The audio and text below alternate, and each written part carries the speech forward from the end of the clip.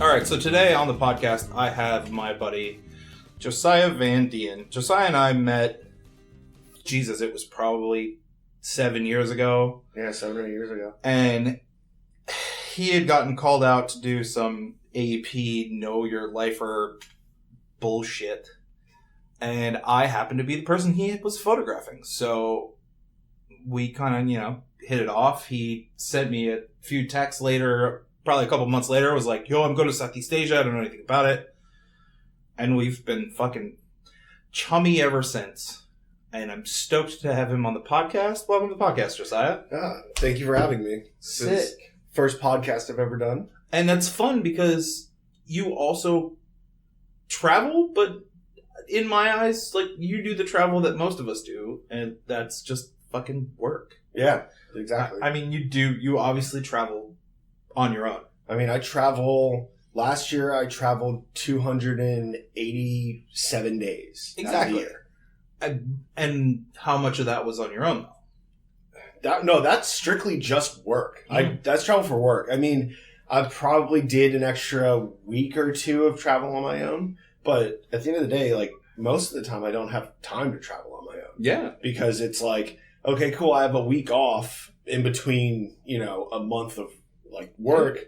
Would I rather go home and relax or go somewhere else? And it's like, well, I've already been to all these places, and I know that if I go back to them right now, like, I'm tired, and I just kind of probably am not going to enjoy it. No, you'll end up sitting in a hotel room or sitting by a pool somewhere, and I can do that at home. You can do that at home. Do you have a pool at your house? I don't have a pool at my house, but I did have a pool at my apartment. There you go. Which I used all the time. See? So which is kind of one of the things, like, I could never justify putting in a pool in my house. Like, they're just way too expensive, and I would never use it. But maybe a hot tub. Give it time. There will be a justification. You can get one of those, like, Scandinavian saunas. Are like those. They're basically like giant wood barrels. I mean, Coleman actually makes an inflatable hot tub for camping, and it's like $300. It's not that crazy. So here in Portland, there's this company called McMinimans. McMinimans? Right? Yeah. So they own, like, the Crystal Ballroom, and they own Edgefield, if you've ever been out there. Uh-huh. But they like buy all these historic properties, and they put in these, like, mineral soaking pools. So instead of having, like, a swimming pool, it's almost like an Olympic size hot tub. Oh, wow. In a lot of these places, they're very, like, elaborate and beautiful. There's one down the street where it's like only guests of the hotel can stay in, and I can't for the life of me remember right now what the name of that hotel is, but we stayed there on New Year's, and it is awesome. It literally looks like something out of a movie. There's one down the street called the Kennedy School that pay $5 a person for the hour, and you just soak in this big pool. You can bring your boozy drinks and all kinds of shit. That's what I would put in my house if I had one. Wow. Because, you know what?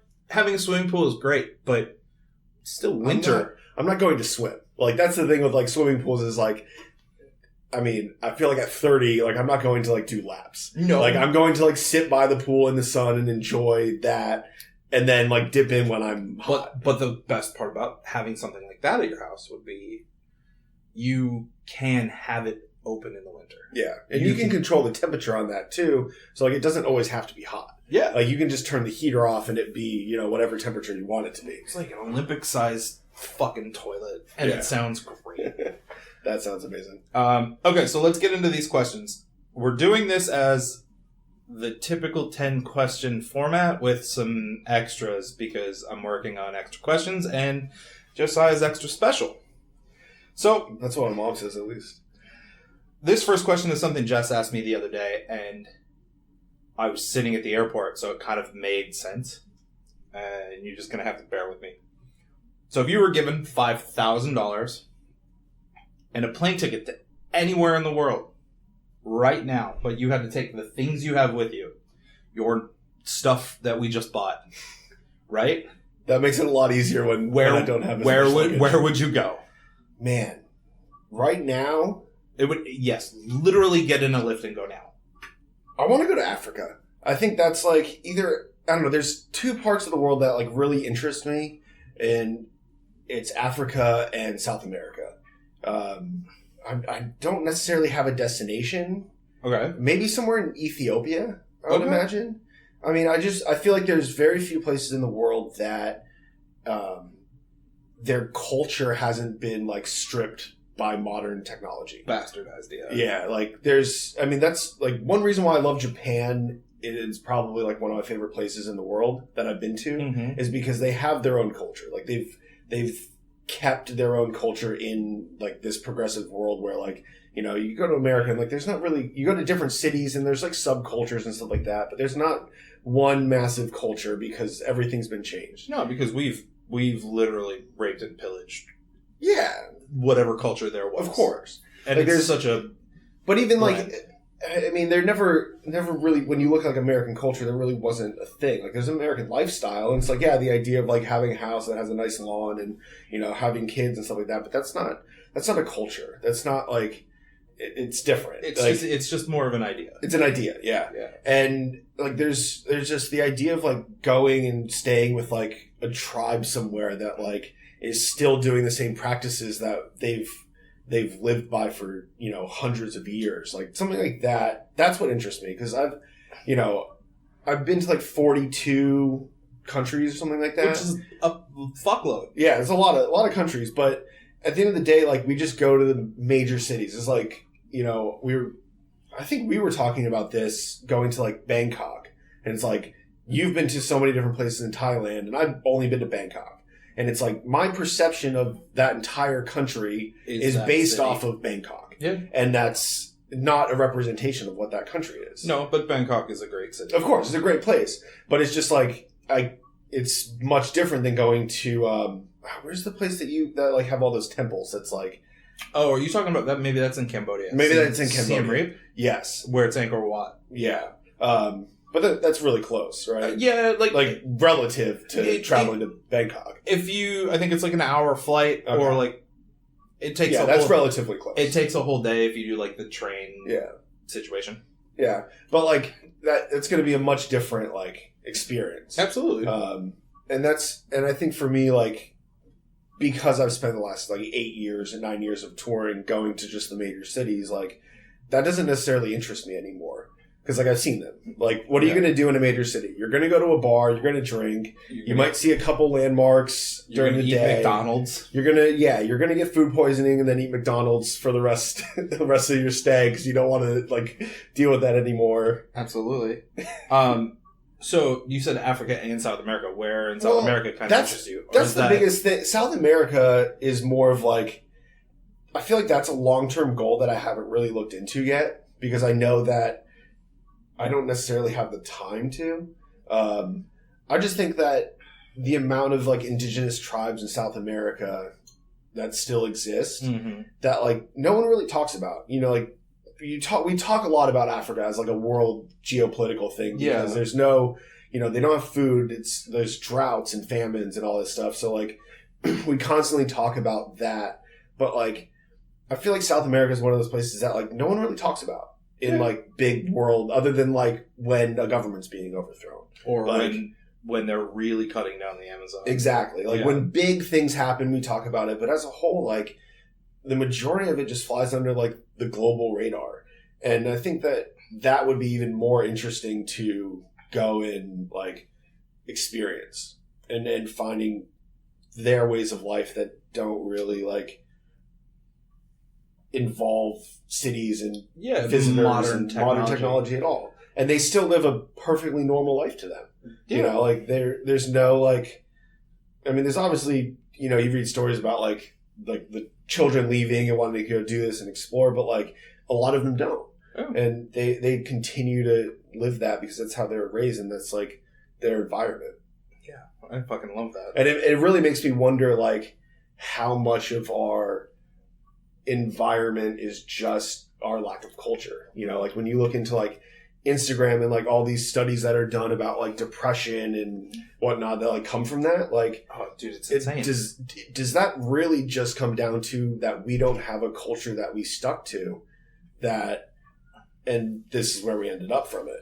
There's so many different studies and articles and stuff about how it creates, like, social media creates such depression and FOMO and whatever the internet term is for it, that it's it drives me insane. Like, I have 1,000 questions and no questions at the same time that I want to ask people about it.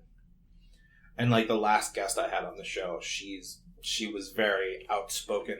Like, she's been very outspoken about the toxicity of these things, like of especially Instagram. And so like we talked about it for a little while, and it's just like, wow. I watched a video about like a mini documentary this week where the guy, it's like a Dutch guy who interviews some dude who runs like a likes and like bot thing. Mm-hmm. And he said he's made millions and millions of dollars just like giving people likes and of course getting them followers. Yeah. And that shit's mind blowing to me. Mm-hmm. Because it's fucking high school. Yeah. All over again.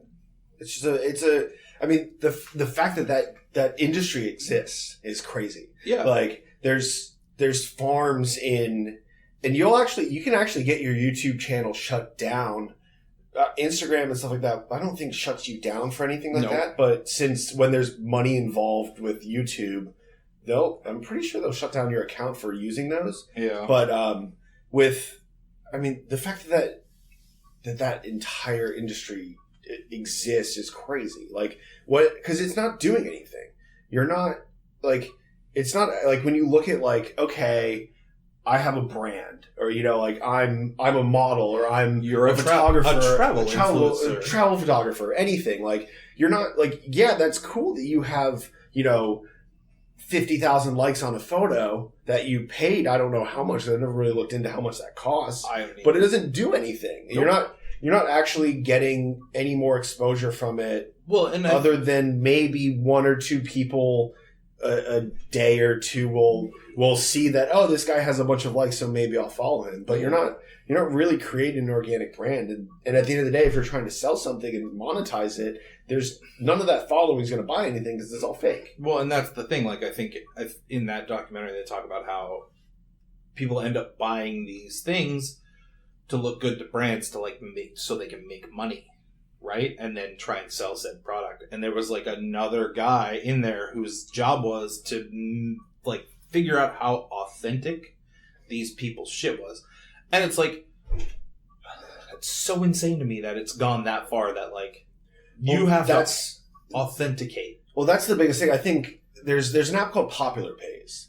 And it basically is you log into it and you link it with your Instagram, Twitter, YouTube, and it sends you offers that companies want to do. Okay. Like, it'll be like, oh, you can get a free mattress, or, Subway will pay you, $50 to post about a sandwich. And it's all based on how many followers you have. Sure. And my fiance, Sammy, was like, we were sitting around talking about it one day, and she signed up for it and looked at it, and her account basically came back, got denied from even accessing it because of random posts that I've tagged her in and reposted to my story, because like I have like 360,000 followers. Yeah. So it's like the video of us getting engaged had like 20 or 30,000 interactions on it. But she posted a photo about, going to Hawaii a couple weeks ago, and she'll probably get like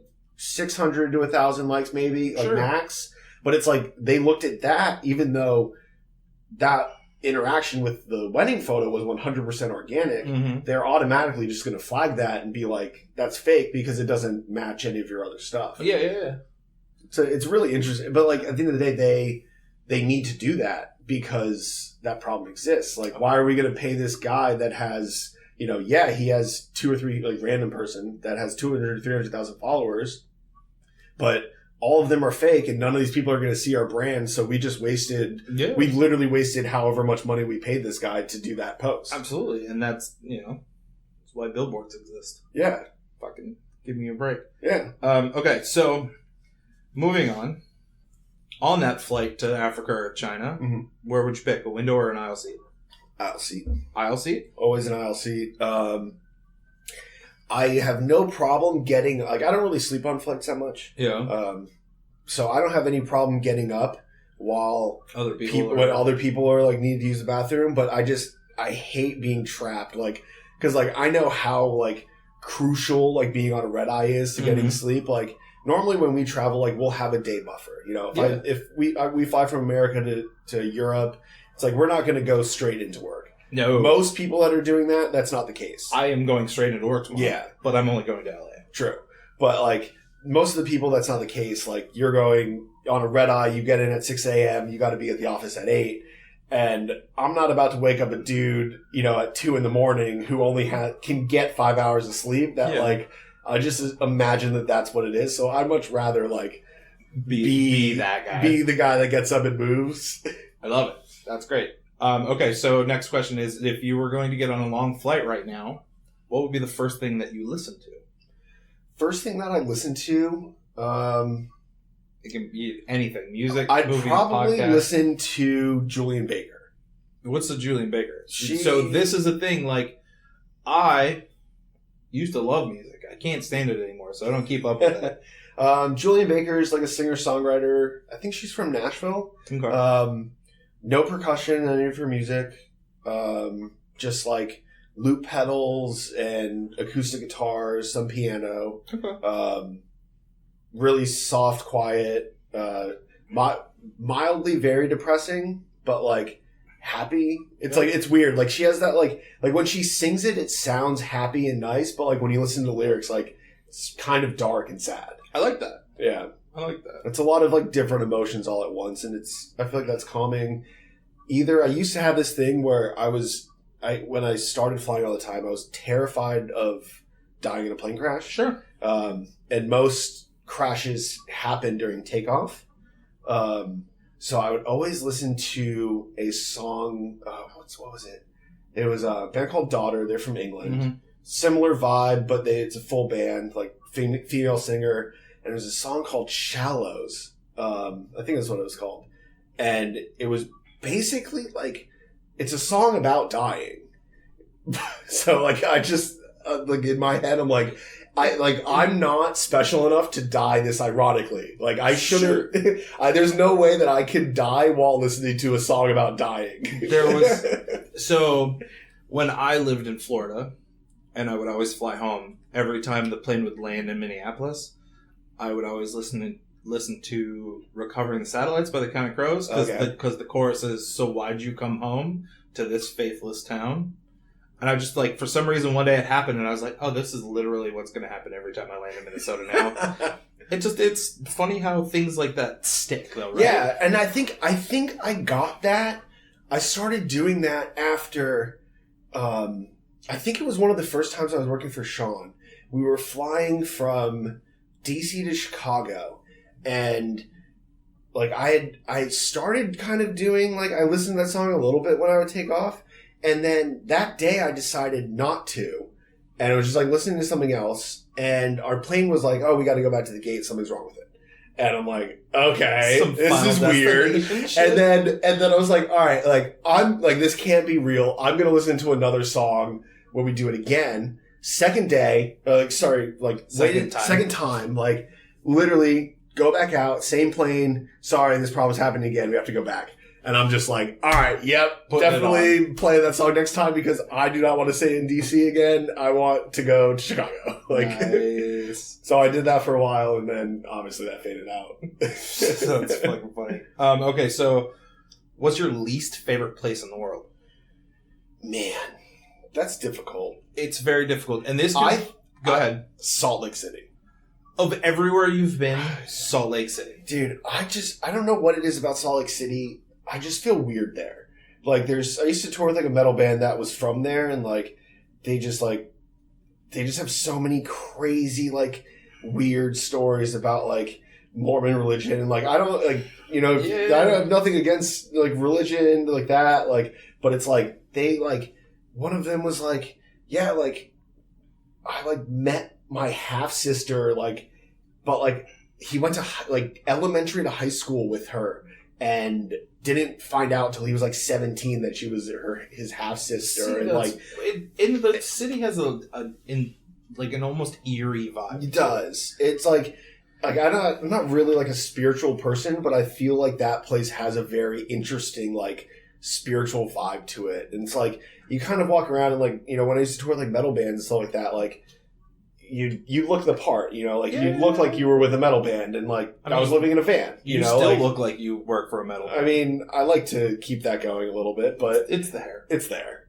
But like, I mean, it's also like the economic, like, I don't know what the word is for that, but how like Salt Lake City works is like you have like these very rich people, and then you have a massive homeless population. It's kind of the same situation in Portland. Yeah, but it's like it's just such an interesting thing where it's like because when like excommunication's part of it, Mm-hmm. you know, like you have. Like I really wonder how much the homeless population has to do with the fact that like, okay, you're not going to be part of our religion. Like you piss off. You can't live in this house, and we're never going to talk to you, and we're not going to support you. Like I guess I never really thought about that's a huge part of like family and life. Is like I wouldn't be where I'm at right now if my parents didn't like let me live with them while I was touring with bands and stuff, making no money. Like that wouldn't. They were a huge part of my support chain, and it's like, yeah, like. If I didn't have that, like, I don't know what I would do. It's like solely based on the fact that I don't believe in your religion. Like, that's crazy to me. Like, yeah, I don't know. It's fucking weird. Yeah. Okay, so have you ever been anywhere that turned out to be totally different than you expected? And if so, everywhere. how? Everywhere. Well, I guess the first other country I've ever been to. So Singapore was the first country that I'd been to other than the United States and Canada. Wait, really? So you didn't go to Europe first? You went to Singapore? See, I had no idea about that. Yeah, the first time I ever went out of the country was to Southeast Asia with a band called Pierce the Veil. We, it was for Soundwave Festival, was like the big tour in Australia. And we did like three or four shows in Southeast Asia before that. Yeah, because this was where our friendship budded. It's like I had no idea what I was doing. Like I'd never been out of the country, and I was going to Asia. You know, and my expectation of Asia, there's a lot of places that are like extremely poor. You know, so we land in Singapore knowing nothing about Singapore. You know, I'm from a small town in Florida. This is I absolutely know just ignorance about what goes on. And we land and we start driving, and I'm just kind of like, this place is nice. Like, this place is really wealthy. Like, I can't afford anything here. And it's like, you like, going around, like, I met, there's a photographer named Ryan Chang that, he's from Singapore, and I met him a couple years before that on Warped Tour. He came out to the Florida dates with a photographer named Gage Young, and, we made friends, and he like lived there, so I like hung out with him the day after our show, and I'm like, you know, like this place seems really nice. Like take me to like the part that you wouldn't go to, and he takes me to like this market somewhere that like is like safer than the worst place in my hometown. the sketchiest part of Singapore I've been to is I think it's called Geelong. Yeah, exactly. It's basically where where all like the streetwalkers are. Yeah. And that was... And, like, we went and got dinner there, and, like, it was amazing, just, like, mind-blowing having food that didn't even know existed before. Oh, bro. You know, like... Some of my favorite meals have been in Singapore. Yeah. Great. Amazing food. But, yeah, I feel like that was one place that, like, was just not what I expected. And then there's been plenty of places that, like, going into it, I thought I was going to hate it, and just ended up having the best time ever. I'm trying to think, like... I don't know. There's a lot of places in America that are like that. That, like, I just never really, like, think are going to be fun. I never expected to like New Orleans as much as I did. Yeah. That's one of the... Yeah, New Orleans is amazing. And it's great. Okay, so on these travels, especially to Asia, street food's a huge thing. Do you think street food is delicious, or do you think it's gross? Amazing. It's amazing. It is one of my favorite. There's something about... I think... Well, let's see here. 2 years ago, we were in Mexico City when a really big earthquake happened. Okay. And everything was shut down. Like there was no you couldn't go inside any of the buildings. You had to be outside. We were outside for about 2 or 3 hours, and we basically had landed we probably landed at like 10 a.m. and got to our hotel about 11:30. Earthquake happened probably around noon. Don't quote me on those times, but like that's about the time schedule that it was. So like we'd just gotten in. So like none of us had eaten yet. We just got on a red eye from Brazil to go there. So we were all starving. We were literally going to go meet for food when this happened. Yeah. And we ended up just like finding one random taco stand on the side of the street that had a propane tank, and hands down best Mexican food I've ever had in my entire life. Like I'm a full everywhere from hot dog stands. If you live in Orlando, there's a vegan hot dog stand in downtown Orlando. Amazing. Give that guy a shout out because that guy deserves every penny that he can get. Like, we're actually trying to figure out if we can get him to cater our wedding. That's like, so good. Yeah, just have like vegan hot dog stand like afterwards. But Why it's like not? it's a Friday night. I don't know. Like He probably makes a killing. He probably makes a killing in downtown Orlando Orange or something. Yeah, exactly. Yeah, it's right across the street from the social. Yeah, of course it is. Why wouldn't it be? Like that's the busy. That's where it is. Yeah. Okay, so what's the most interesting thing you've tasted? Oh man, on that first trip to Asia, I was just. This is when YOLO was. Yeah. I'm using air quotes right now, saying YOLO. It was a thing. So there was. I think it was in Jakarta. There was basically a caramelized bug. I don't know what bug it was, but it was literally as a dessert. There was like 3 of them on the table, and they were just covered in sugar.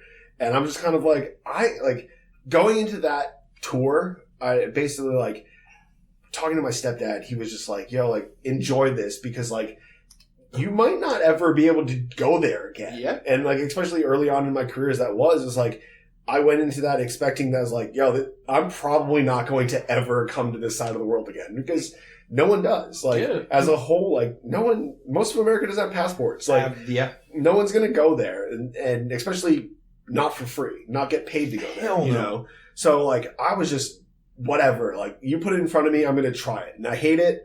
Okay. I learned that I hated it, but nothing bad can come out of it for the most part. So you hated the bug. Loved it. Oh, it was nice. Honestly like, it was just a piece of candy. Like it was a crunchy piece of candy. Yeah. Instead of having like, you know, like, I don't know, crunch it in the middle. It was just like, it honestly kind of looked like a cockroach, but it wasn't a cockroach because I asked. It wouldn't surprise me if it was actually. Honestly, it wouldn't surprise me either, but it was really good. Okay. So what's one thing you cannot travel without?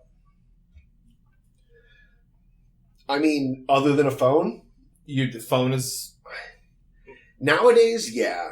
Like, I don't know what... It would just be really difficult. Sure. I mean, and especially with, like, how much information's on your phone, like translators, everything like that. Like Maps. Staying in touch. Like, yeah, everything. Like booking a hotel, like, you know, finding decent prices on things, and like conversion rates on how much you're paying for stuff. And you got in late enough that you're so used to having your phone as doing these things. Yeah, well, I mean, first time I went to Asia, there was no. It would have cost me $1,000 to have my phone over there. Oh yeah, like that wasn't a thing. So, but at least I had Wi-Fi, you know, and you could. But you're right because I could download Google Maps to the entire place. So. Or I could at least get on Wi-Fi and screenshot the maps and figure it out. Like, yeah. And that's like going back to like some of the first trips I took where it was like fucking go to the desk at wherever you're staying, get the fucking paper map, draw your route and figure out where you're going. You'd find some seedy back alley fucking black market money changer who gives you basically the even amount and doesn't take fees. Like all kinds of shit that's gone out the window, but those were fun, like because it's almost sketchy. I mean, that's the part. Like when I talk about like going to cities, or that I don't enjoy going to other cities, is like I feel like that part of the world is fading because of technology. It truly is. You don't really. Well, it's because everyone knows about them.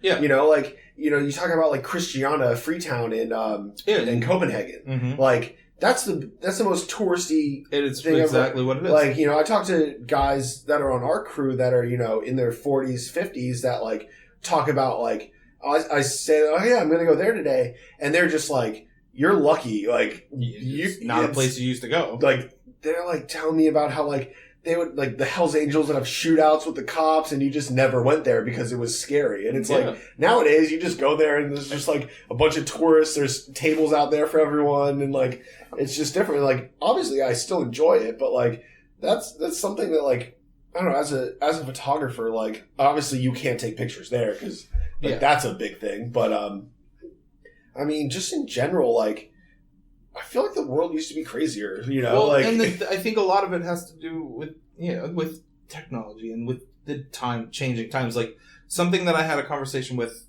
and the girl that was on the podcast the last time is she was talking about. So you know these like iconic Steve McCurry photos with like these fishermen on the boat with like the big cones. Do you know what I'm talking about? No. Okay, so there's these. Let me see if I can pull it up. But there's these old ass photos where. See if I can find it. There's all these come on, internet. These. So there's all these photos, right? Of these people, people with these cones. Fishing nets. Yeah, these fishing nets in Myanmar. So you go to this place, right? Mm-hmm. And these people still do this, but it's only for photos now. They don't actually fish this way. Oh, wow. Or there's another place in Sri Lanka where like they fish on stilts, but they don't actually fish on stilts anymore. Like they just do it as a photo op. Yeah. So it becomes this thing where it's like, what the fuck is the point?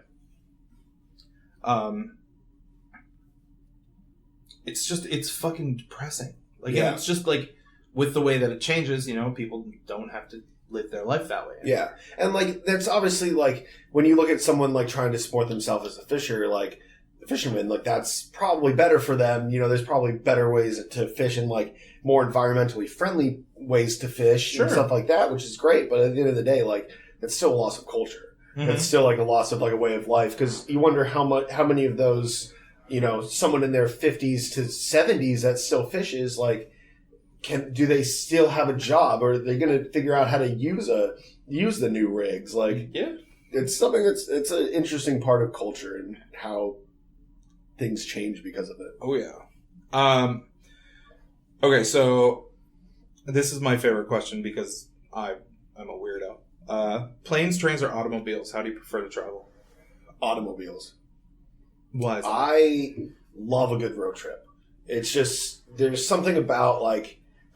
One big part that I miss of touring, even though it sucked, was just getting in a van with like 8 dudes and traveling. Yeah, like, but you see so much. You see so much. It's like I still remember one of the first tours I ever did. We drove. Ironically, the tour started in Salt Lake City, and the band was rehearsing in Jacksonville, Florida, and we drove from Jacksonville to Salt Lake City. It was like 2-3 days of straight driving because everyone just changed over. Mm-hmm. We didn't get a hotel. We didn't stop anywhere. And man, I remember waking up. I still have a video of it on my phone somewhere. It's like I woke up and we were in Colorado on the plains, mm-hmm. and there was snow patches. It was probably like January, February. So there was like a couple snow patches here and there, and it was foggy and like the sun was rising. It was at like 5-6 in the morning, and like I just remember waking up and seeing that. It's like one of those experiences that I'll always remember in my life. It's just like, yo, this is crazy. Like, how many people do that? Like, how many people get to just see this and like actually appreciate it? And like just like stopping at a gas station and like having a random conversation with some dude that's standing outside of his truck because he's bored. Like, because he knows that he has nothing to do. Because when you get to those places that like it's 2 hours to town, like everything's scheduled that way. Yeah. Everything's scheduled in like I'll be there when I get there. Like it's not a rush. It's not like fast paced. And there's always just like, there's something about just like, I mean, when you get on a plane, like we travel by planes now. Like all last year, I think we were on a bus for maybe like 10 days last year. Right. So all last year we were flying, and it's like, during flights, like none of us are sitting next to each other because we all want to get seats that have a middle seat, and it never works out that way. That you're going to sit next to anyone you're traveling with, and you just don't. You talk at the airport, and then you get on a 4-hour flight, and you don't talk to anyone. You put your headphones in, you try to just pass the time by being alone. And it's like, I miss the random, like, oh, like, I'm up, you're up, oh, I want to crawl back to my bench and, like, you know, play, like, cards on a cardboard box. Yeah. Like random stuff like that was just so much fun. And you really, like, some of my best friends were made from, like, I didn't know these people. Like, of course not. They hired me from the internet. Like, they literally looked at my Instagram and stuff. I was like, yeah, this dude's great at what he does. Let's have him live with us in a van for 7 weeks.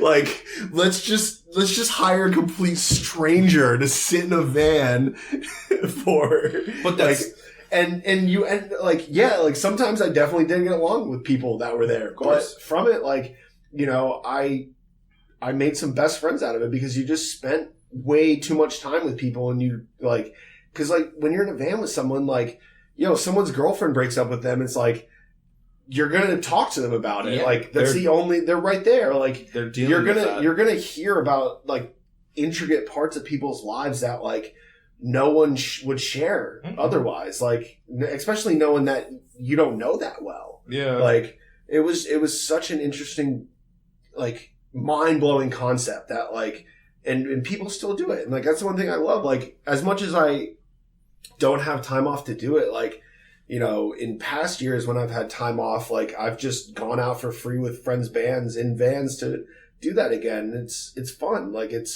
I couldn't do it extended. Yeah, like, I'm almost 30 years old. Like, I don't think my back would let me do that. Like, yeah. But, like, that's just such it's a personal thing. Like, there's still, and I would imagine trains might be similar. I've never traveled on trains other than when I lived in Philly and would take, you know, a 40-minute train to New York. That's not counting. Like, that I will take over flying to New York or driving to New York any day. Yeah. But that's different, I think. Yeah, the train's a special breed of human. Yeah. Or not human. It's a special breed of travel that fucking... Yeah, there's it takes a special person. Sammy, my fiance's parents, or dad and stepmom did that probably a year ago. They took a train from Chicago to somewhere in Idaho. Mm-hmm. And they said it was awesome. It's great. Like, I took the train for the only time I took the train in the States really far is from Minnesota out to Portland, and it was 36 hours or something. It was cool. Yeah. It's great. So with all this van tour talk and going places, have you ever been stranded anywhere? Stranded anywhere? Yes. I took a mega bus from Orlando, Florida to Dallas, Texas, to shoot a music festival. One of the worst experiences of my life. Took a bus overnight from Orlando to Atlanta. Waited in Atlanta for 5 hours. And Megabus doesn't have... It's not Greyhound, so there's no bus, like... there's no building. It picks you up on the street. On the side of the road, drops you off. So I think it was next to a hospital, so I went and sat in a hospital for 5 hours because it was like 30 degrees outside. Then took another bus from Atlanta to Knoxville, Tennessee. Yikes. Or Memphis. I'm not sure. One of the two. And it was miserable. We broke down in Mississippi, I think. And it was whichever the city, I think that's like really close to the Mississippi border, in Tennessee. Okay. And basically 3 or 4 people on my bus were on my same bus to Dallas, and our bus broke down at like 8 p.m. and our transfer was at like 11 to go overnight to Dallas. Mm-hmm. And we basically couldn't get a cab to take us across state lines. Yeah. Like, and the bus company was like, yeah, like we're not going to get another bus until the next megabus from Atlanta drove to Knoxville. Yeah. And then came back to drive us the rest of the way. It was like a 25, 30 minute drive. But the bus was broken. No cabs would take us. I ended up talking to some random guy that was like just filling up his gas, like hanging out. And I told him the situation, and he's just like, well, how much are you going to pay the cab? And we're like, oh, probably like $40-$50. And he's just like, hell, I'll drive you there for $50. There you go. So we got there, and yeah, we made our connection. But like that was like a miserable, like stranded time. Like we're just like, okay, cool. Like, fuck, that sucks. Yeah. Okay, last question. If you could travel with one person for 1 week and then never hear or see from them again, who would you choose? Like dead, alive. What's Can be- the context? Dead is nice, like, Okay. because it literally opens the world to everything. But alive works too. In a non-work environment, in any sort of environment. I mean, I think one of my biggest goals in life is to photograph A$AP Rocky on like a level of like traveling with him and doing what I do for Shawn with him. So I don't know, like that guy just interests me, but I feel like you're talking about more of just like a personal level, like to hang out with him. I think it's much more of a personal level. Something in my eyes, it would be something that you could learn from and take with you in that sort of a situation. Because like ultimately for me, it would have been it'd be someone like Paul Theroux, who's an author and has traveled. Oh, like all his stuff is like overland stuff. He's very well traveled, speaks languages. Or like Anthony Bourdain would have been another good one. Anthony Bourdain, because he knows, like, he just knew a lot of shit. Honestly, I've never thought about that. I can't even think of someone off the top of my head that I would do that with. Jake Chan said George Clooney. George Clooney. I mean, there's... Right? That's hard. Like, that's so difficult. Like, is there like a photographer you look up to that maybe you don't ever need to see again? Like, man, I think Ashton Kutcher would be one of those people. Why? I mean, all of the amount of stuff that he's done for, like, sex trafficking. Sure. Like, that's, like, to me, that's such an interesting thing about him that I feel like, I mean, I feel like a lot of people know about that now, but, like, he kind of just stopped acting to do that. And, like, that's such a, like, and, like, I think he travels and whatnot to do that, but, like, that's the first thing off the top of my head. I'm sure that I could probably, like, think of something more crazy, but, like, that's something that, like, I saw that I'm just kind of like, wow, that's crazy. Like, that's like so, like, noble and, like, just, like, not just in, like, the cheap way that we use the word noble nowadays. No, it's like actually taking time out of his life for a good cause. Yeah. Fair. That's something that would be interesting. Okay. I don't know. I mean, let's go Vin Diesel. Like, let's go with that. Ashton Kutcher. It's fine. It's so random. It's weird. I love it. Okay. So then, do you want to promote your social media at all? I do want to ask one thing of you. You can ask me whatever you want. Do you want to be one of my groomsmen at my wedding? Of course I do. All right. That sounds great. That is lovely. Yeah. Now I just have to clear a schedule. Schedule cleared. Amazing. Hey, I'm a groomsman at Josiah's wedding. That's fun. Yeah. Okay. I like this. High five. Hell yeah. Now promote your damn social media. All right. My Instagram and Twitter are at Josiah Van Dien. JosiahVandien. And that's pretty much it. Don't really have a YouTube channel. Do you use your website? My website is actually down now. I'm in the process of redesigning it. But when it's back up, it'll be josiahvandien.com. Sick. Thanks for being on the show. Thanks for having me. Thanks for asking me to be a groomsman on my show. That's fucking baller. I love it. All right. Well, ladies and gentlemen, that is another episode of This Nonsense. Have fun. Bye-bye. See you later. Thank you for checking out this week's episode. You can get in touch with any questions, comments, concerns, complaints at our email, lostintransitpc@gmail.com. You can check us out on social media. Lost in Transit Podcast on Instagram. Lost in Transit PC at Facebook and Twitter. I'd again like to thank my guest, Josiah Van Dien.